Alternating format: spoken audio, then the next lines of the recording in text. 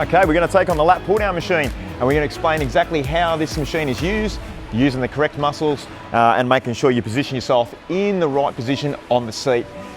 The key factor here is the setup. Getting the setup right is the most important thing when you're actually going through your exercises to get the most out of your muscles and the most out of your body. So when you come in and you actually have a seat on here, one of the key things is to first of all position yourself. Tanya's going to come and take a seat. The little handle here, yellow button, one of the key things here is to press that, and you've got a set of numbers that allows you to actually put this in the right position. One of the key things is that it's locked down with enough tightness that your heels aren't lifting.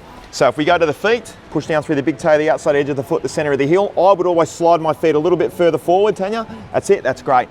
Now, even though this isn't normally shown on this, I would still be thinking about my inside thighs pulling together like magnets to stabilize through the hips and the lower abs and making sure that I'm using the appropriate weight. So when you go through to use the appropriate weight, there's your pin. You find the weight that's comfortable for you. Never ever start an exercise by just coming straight down and going straight through the movement without actually having a look at the stack.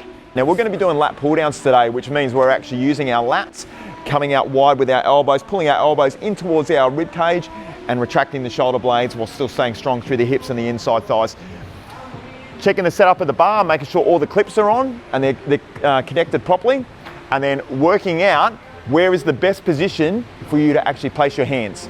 So with Tanya, with her body, the key thing is to hold the bar in between the thumb and the index finger, and that's the power point of the hand right there. So Tanya's going to stand up, grab a hold of the bar, and she's going to take a seat and slide herself back down and in.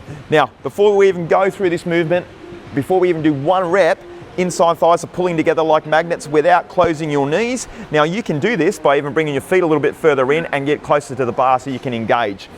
The key thing is for your eyes to look forward and to lift your chin just a touch. When you're retracting through the shoulder blades, you're going to make sure that your elbows are pulling towards your ribs and you're breathing out as you pull down. And when you're lengthening up, just breathe in, but let it go up slowly. Let's begin some reps, Tan. So one of the key things is when she's going through and she's doing these exercises and she's coming down, the best thing is that she's got good control through the lower abs, through the inside thighs, and we're not adding momentum to the movement coming down. So we want to eliminate as much swing as possible. If you start to swing too much, normally what that means is you've got too much load and the weight's too much. So you're actually adding leverage to the movement to bring that weight down. So that's one of the key things we don't want to do. So I'm going to get Tanya now to slowly bring the bar up and come out of it. And now what I'm going to say right now is I'm going to show you exactly how not to do it. So Tanya did it exactly the way you're supposed to do it. Now we're going to show you how not to do it. So Tanya's now going to go straight into the same position, get everything right, the same weight, but we're going to exaggerate the momentum swing. So what this means is she's going to be swinging backwards, giving her a little bit more momentum, using her body weight to pull the weight down. And see this little swing forward and back? It's not necessary. It's not necessary and it's not safe, because that means that the load she's lifting is way too much. So we're going to go through a correction point now. So the correction point is she'll revisit her position and she's going to go back to form and technique at as close to 100% as possible.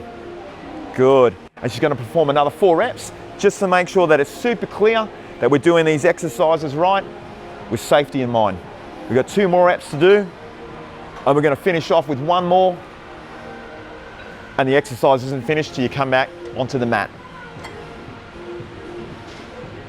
Well done.